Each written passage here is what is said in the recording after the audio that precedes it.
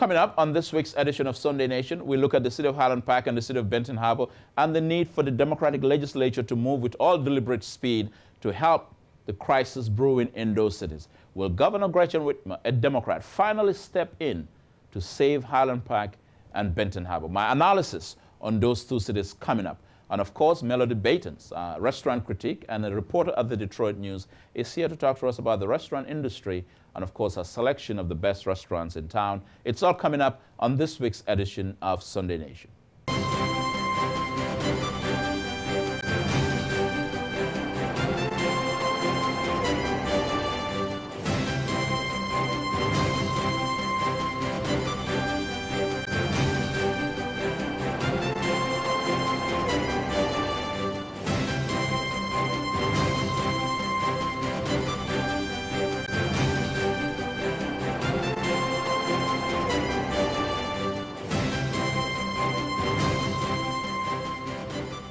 Welcome back to Sunday Nation, and thank you so much for being here. The city of Highland Park continues to be in the spotlight. Just last week, my column in the Detroit News talked about the need for Governor Gretchen Whitmer to intervene in the crisis that is brewing in the city of Highland Park regarding its water debt and suddenly, of course, other quality of life issues.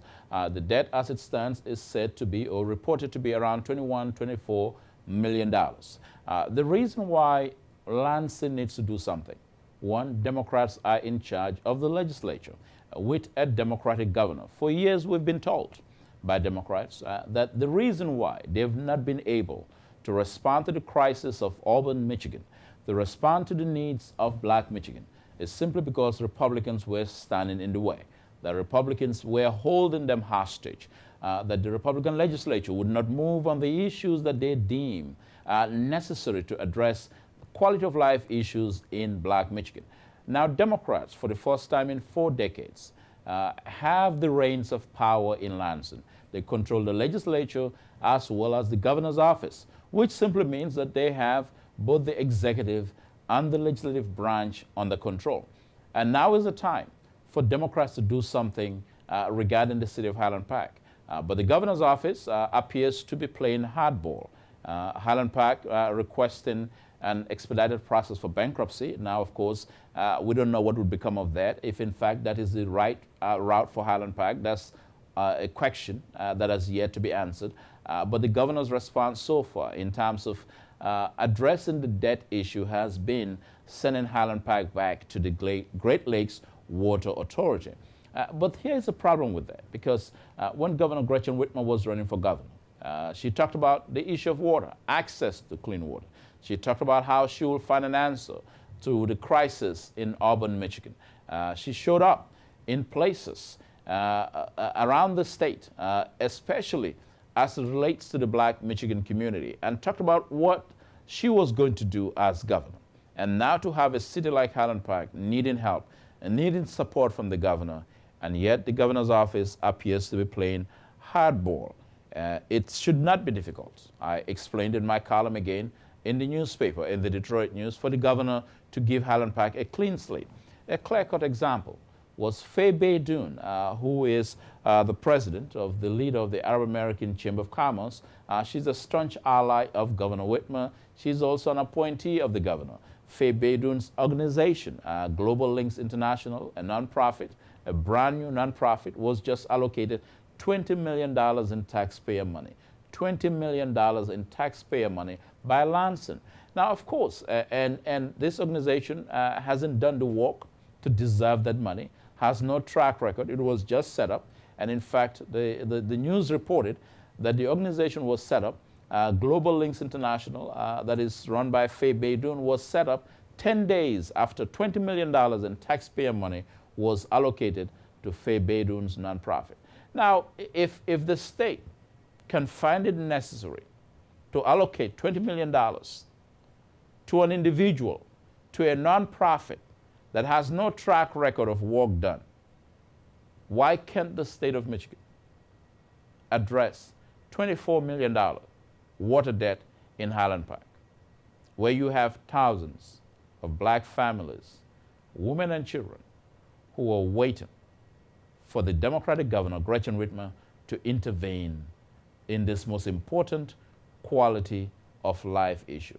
It was several years ago that the United Nations declared that water, in fact, is indeed a human right.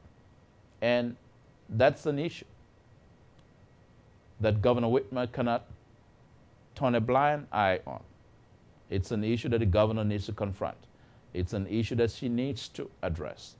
But unfortunately, we've not seen the kind of action that we would like to see in Governor Gretchen Whitmer. One would expect that a Democratic governor would have been in Highland Park by now, not just sent her lieutenants and ambassadors, but been in Highland Park right now and crafting a solution as we speak to give Highland Park a clean slate. Even more disturbing is the fact that Joe Tate, State Rep Joe Tate from Detroit, the first black Speaker of the House, hasn't gone on the record, as far as we're concerned, hasn't gone on the record to talk about Highland Park. Why? He's the first black Speaker of the House. He controls the gavel in the legislature in Lansing. Hasn't gone on the record publicly to discuss this crisis that is brewing in Highland Park. Highland Park for years has been the victim of emergency management, mismanagement, whatever you want to call it. Why is Joe Tate, the first black Speaker of the House, so quiet like a church mouse on the crisis affecting an important part of black Michigan, the city of Highland Park? Will Democrats, after all these years of crying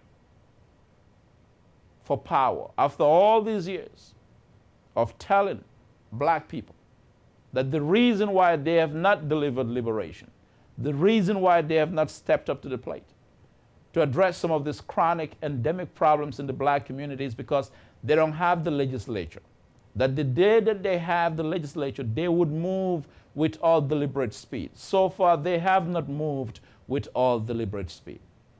One thing we've observed in Lansing that is taking place is that the unions, the white labor groups, are having the best of times, Charles Dickens. Reports upon reports suggest that the unions are being taken care of. Labor groups are being taken care of in Lansing because they understand this is the first time in decades that Democrats have the reins of power in the legislature. But the question is, black people being the most important voting bloc in the Democratic Party, still waiting on the liberal establishment in Lansing, represented in Governor Gretchen Whitmer and State Rep Joe Tate, the Speaker of the House, still waiting for something to be done. And when you look at it, the crisis of Highland Park and the request for Whitmer to intervene and to give that city a clean slate should not even be up for discussion. Should not even be up for discussion. But it is up for discussion because somehow Democrats are convinced that they don't have to move with all deliberate speed to address Highland Park. That in fact they don't have to do much because black people are going to show up anyway, anytime for Democrats. That they don't have to step up to the plate. That they perhaps can run the clock and wait until the legislature is taken over by Republicans again. Then Democrats will come to the black community, they will come to black Michigan and start using the same old tired excuse of how they would have done something when they had the reins of power. Yet, while they have power right now in Lansing, we have not seen any significant movement towards the Highland Park water crisis. We are yet to see movement in other areas affecting black Michigan, which I will discuss in the next segment coming up. But black people should not forget this moment and this era. What good is it to have the first black speaker in Representative Joe Tate, the first black lieutenant governor in Garland Gilchrist, 2 black men, flanked by a Democratic governor. And yet, black Michigan is demanding that the Democratic legislature, the executive branch, do right, respond rightly to the needs of the crisis facing cities like Highland Park.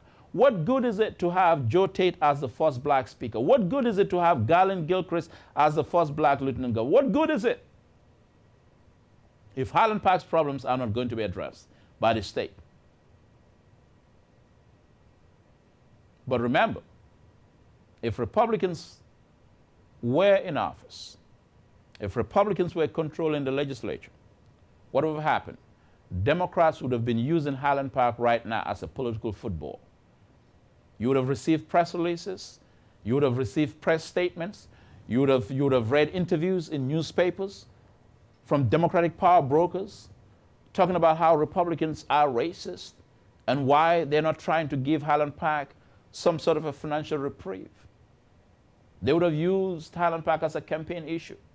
But now that Democrats have power, now that they control the legislature, now that they control the governor's office, they're still acting as if they're powerless.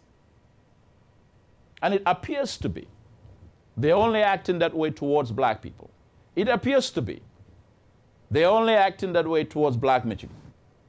But that's not the way they're acting towards the unions. Powerful, influential labor groups who are in Lansing right now, as this analysis has been given, to ensure that their needs are met, their interest is taken care of, and what they've been advocating for all these years is finally taken care of. While black Michigan waits for the next 2 centuries to see if Governor Gretchen Whitmer and this Democratic legislature is going to move and do something about the base. And much of this owes itself to the lack of political accountability that is all too often too regular, too present. You know, Democrats are hardly held accountable. You know, Governor Gretchen Whitmer and the legislature, or Whitmer can depend on her quote-unquote black allies to explain away her inaction in Highland Park, to explain away why they've not moved on some key issues in black Michigan. They can depend on their black allies to explain away why they continue to fail time and time again to respond rightly to the needs of the underserved in black Michigan. And that's why we need to pay attention during this period as Highland Park goes through this crisis to see how Whitmer would respond. I know what would have happened if it was a Republican governor being asked to respond. I know my phone would be blowing up from Democratic consultants, politicals, legislators, and their black allies sharing with me or telling me how racist the Republican governor is and why the Republican governor has refused to help Highland Park and preparing an entire campaign on that issue. But right now, as we speak, we don't have a Republican governor. We have a Democratic governor called Gretchen Whitmer. We have a Democratic legislature led by a black Speaker of the House named Joe Tate. We have a black lieutenant governor named Garland Gilchrist. Yet with all these black faces in high places, no significant movement yet on the city of Highland Park to wrestle the quality of life issues that city is dealing with. This level of inaction is unacceptable and should not be tolerated.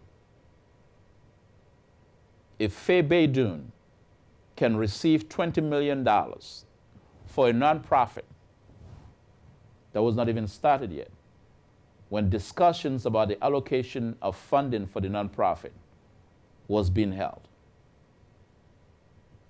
If Faye Beydoun, if her nonprofit Global Links International could receive $20 million, what do you think the state should be doing?